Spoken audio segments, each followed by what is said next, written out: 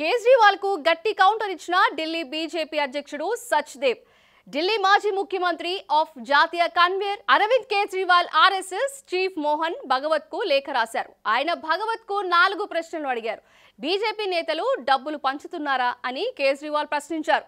పూర్వాంచలి దళితుల పేర్లను కూడా తొలగించే ప్రయత్నం బీజేపీ చేస్తోందా అనేది రెండో ప్రశ్న. అలాగే బీజేపీ ప్రజాస్వామ్యాన్ని నిర్వీర్యం చేస్తోందని ఆర్ఎస్ఎస్ భావించడం లేదా అనేది మూడో ప్రశ్న. దీనిపై ఢిల్లీ బీజేపీ అధ్యక్షుడు వీరేంద్ర కుమార్ సచ్దేవా స్పందిస్తూ, సర్పంచ్ చాలక్ తో మాట్లాడే స్థాయి కూడా మీకు లేదు. కెనడాలో టెర్రరిస్టుల నుంచి డబ్బులు తీసుకున్న మీరు ఆర్ఎస్ఎస్ చీఫ్ ని ఏ రకంగా ప్రశ్నించగలుగుతారు అంటూ కేజ్రీవాల్ కు గట్టి కౌంటర్ ఇచ్చారు. మీరు మహిళా సమాన్ యోజన పేరుతో పంజాబ్, ఢిల్లీ తల్లుల మరియు సోదరీమణులను ఒక్క పైసా కూడా చెల్లించకుండా మోసం చేశారంటూ సచ్దేవా దుయ్యబట్టారు.